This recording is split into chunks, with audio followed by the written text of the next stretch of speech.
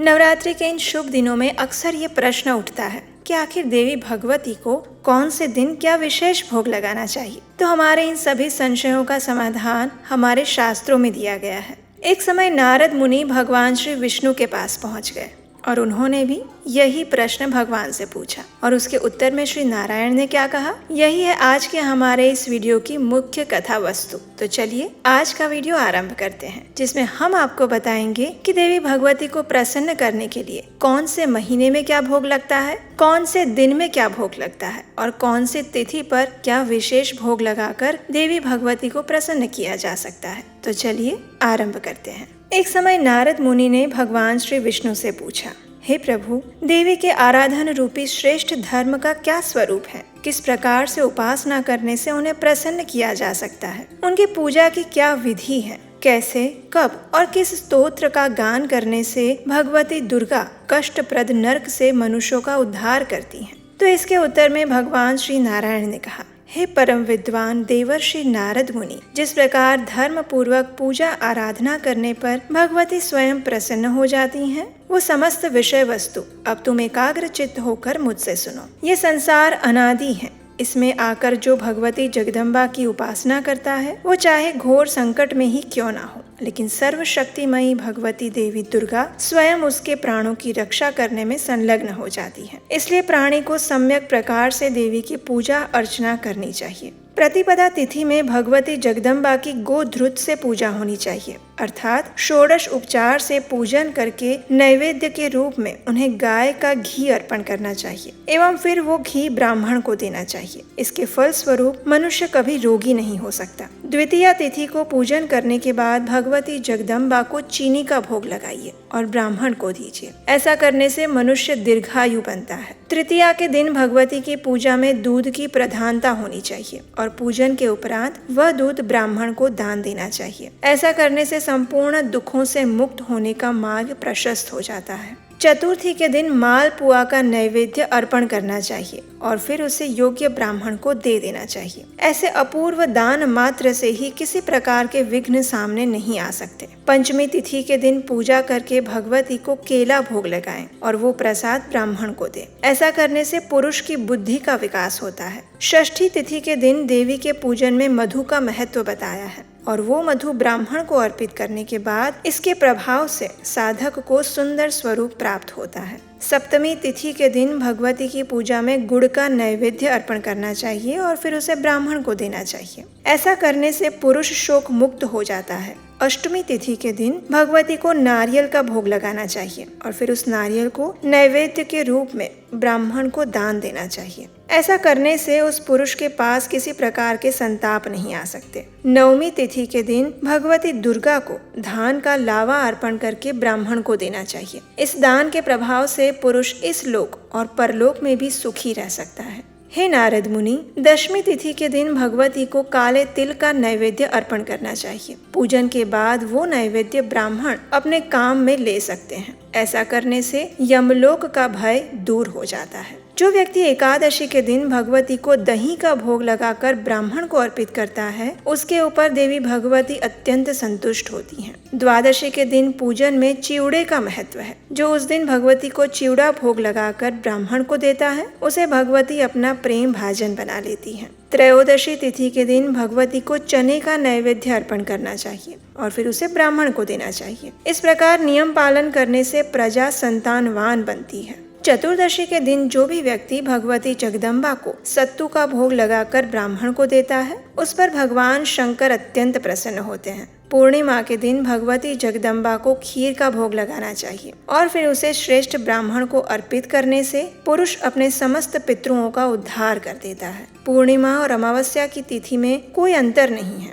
इसलिए हे महामुनि, देवी की प्रसन्नता प्राप्त करने के लिए हवन करने की भी बात की गई है। जिस तिथि में जो वस्तु नैवेद्य के लिए बताई गई है, उसी वस्तु से उन तिथियों में हवन भी करना चाहिए। इस प्रकार किया गया होम हवन सभी अरिष्टों का विनाश कर देता है। इस प्रकार तिथियों के महत्व और उस दिन अर्पित किए जाने वाले भोग के विषय में बताने के बाद अब भगवान श्री हरि दिन के विषय में बता रहे हैं। उन्होंने नारद मुनि से कहा, हे नारद, भगवती देवी को रविवार के दिन खीर का नैवेद्य अर्पण करना चाहिए। सोमवार को दूध भोग लगाने की बात कही गई है। मंगलवार को केले का भोग लगाएं। बुधवार के दिन मक्खन लगाएं। बृहस्पतिवार को खांड और शुक्रवार को चीनी का भोग लगाएं। शनिवार को गाय का घी नैवेद्य रूप में अर्पित करें। इसी प्रकार 27 नक्षत्रों के अनुसार इन सभी नक्षत्रों में देवी को क्या नैवेद्य लगाना चाहिए, तो इस विषय में भगवान श्री हरि कहते हैं कि 27 नक्षत्रों के नैवेद्य इस प्रकार है। धृत यानी घी, तिल, चीनी, दही, दूध, मलाई, लस्सी, लड्डू, तार फेनी, धृत मंड, कंसार, पापड़, घेवर, पकौड़ी, कोकरस, धृत मिश्रित चने का चूर्ण, मधु, चूरमा, गुड़, चिवड़ा, दाख, खजूर, चारक, पुआ, मक्खन, मूंग के बेसन का लड्डू और अनार।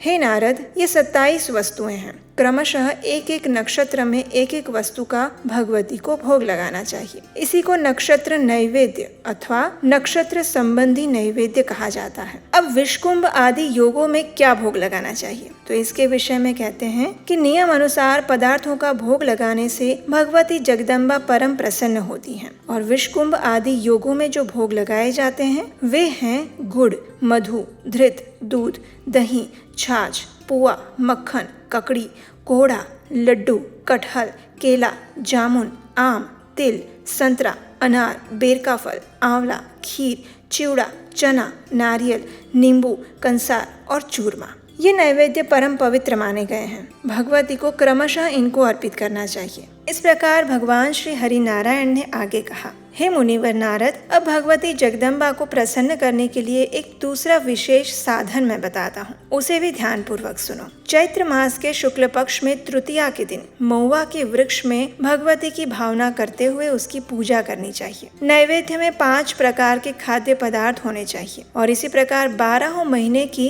तृतीया तिथि के दिन पूजा का विधान बताया गया है। विधि पूर्वक क्रमशः नैवेद्य अर्पण करना चाहिए। वैशाख मास में गुड़ से बना हुआ पदार्थ भोग लगाना चाहिए। ज्येष्ठ मास में भगवती की प्रसन्नता के लिए मधु अर्पण करना चाहिए। आषाढ़ मास में रस से बना हुआ पदार्थ भोग लगाएं। श्रावण मास में दही, भादों में चीनी, अश्विन में खीर, कार्तिक में दूध, मार्गशीर्ष में फेनी, पौष मास में दधी कुर्चिका, माघ मास में गाय का घी, फाल्गुन मास में नारियल का भोग लगाने का विधान है। इस प्रकार 12 महीनों में 12 प्रकार के नैवेद्यों से भगवती की पूजा अर्चना करनी चाहिए। जब 12 महीनों के ये 12 भोग अर्पित किए जाते हैं तो उस समय देवी भगवती के इन 12 नामों का उच्चारण करना चाहिए। मंगला, वैष्णवी, माया, कालरात्रि, दुरत्यया, महामाया, मतंगी, काली, कमलवासिनी, शिवा, सहस्त्रचरणा और सर्व मंगल रूपिणी। इन नामवाचक 12 पदों का उच्चारण करके महुए के वृक्ष में भगवती की भावना से पूजा करनी चाहिए। कहा जाता है कि महुए के वृक्ष में भगवती देवी जगदम्बा विराजित रहती हैं। इसलिए संपूर्ण कामनाओं की सिद्धि के लिए और व्रत समाप्ति के लिए इसी पूजा के पश्चात देवी की स्तुति करनी चाहिए।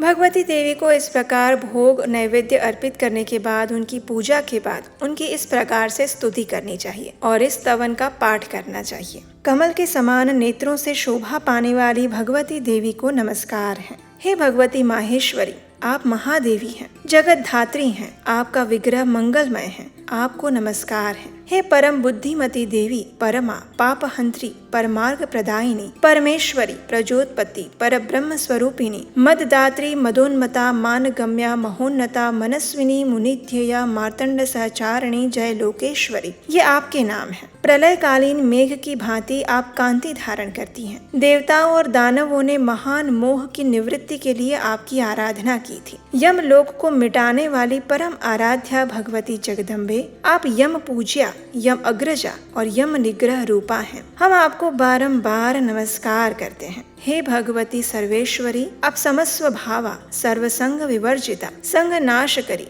काम्य रूपा, कारुण्य विग्रह, कंकाल क्रूरा, कामाक्षी, मीनाक्षी, मर्म भेदिनी, माधुर्य रूप शिला, मधुर स्वर पूजिता, महामंत्रवती, मंत्र गम्या, मंत्र प्रियंकरी, मनुष्य मानस गमा तथा मनमथारी प्रियंकरी इन नामों से भी विख्यात हैं। हे देवी, पीपल, वट, नीम, आम, कैथ, बेर, कटहल, मदार, करेल और महुआ आदि वृक्ष तुम्हारे ही स्वरूप हैं। हे दुग्धवल्ली में निवास करने वाली देवी, आप परम कृपालु और दया की भंडार हैं। आपके श्री विग्रह करुणा से ओत प्रोत हैं। सर्वज्ञ जन पर आप अधिक श्रद्धा रखती हैं और आपकी सदैव जय हो। इस प्रकार पूजा के उपरांत जो भी भगवती देवी की इस प्रकार स्तुति करता है उससे देवी भगवती अत्यंत प्रसन्न होती है। यह स्तोत्र भगवती को प्रसन्न करने का परम साधन है। जो मनुष्य इसका निरंतर पाठ करता है उसे आदि व्याधि और शत्रु का भय नहीं रह जाता। इस स्तोत्र के प्रभाव से धन की इच्छा रखने वाले धन और धर्म की इच्छा रखने वाले धर्म को प्राप्त करते हैं। ये स्तोत्र ब्राह्मण को वेद संपन्न बनाते हैं, क्षत्रियो को विजयशाली बनाते हैं, वैश्य को प्रचुर धन प्रदान करते हैं और शूद्र को परम सुखी बनाते हैं। जो मनुष्य श्राद्ध के समय में मन को एकाग्र चित्त करके स्तोत्र का पाठ करते हैं उसके पितरों का एक कल्प तक स्थिर रहने वाली अक्षय तृप्ति प्राप्त हो जाती है। इस प्रकार पूजा विधि का वर्णन करने के बाद भगवान श्री नारायण ने अंत में नारद मुनि से कहा कि जो भी मनुष्य इस प्रकार भगवती देवी जगदम्बा की स्तुति, पूजा और आराधना करता है वह तीनों लोकों में प्रशंसित होता है और नरक से मुक्ति प्राप्त कर लेता है। महादेवी की ये पूजा समस्त शुभता और मंगलता प्रदान करने वाली है। तो ये थी जगदम्बा देवी को संपूर्ण भोग लगाने की सामग्री और उनकी पूजा विधि सहित स्तुति और पाठ। ये जानकारी आपको कैसी लगी यह हमें नीचे कमेंट बॉक्स में लिखकर बताइएगा। अगर वीडियो अच्छा लगा है तो उसे लाइक जरूर कर दीजिएगा। इस चैनल को सब्सक्राइब करके रख लीजिए ताकि ऐसी ही महत्वपूर्ण जानकारी आप तक पहुंचती रहे। और हम आपसे मिलेंगे बहुत जल्द एक और देवी भगवती से जुड़ी हुई महत्वपूर्ण जानकारी और कथा के साथ। हरे कृष्ण।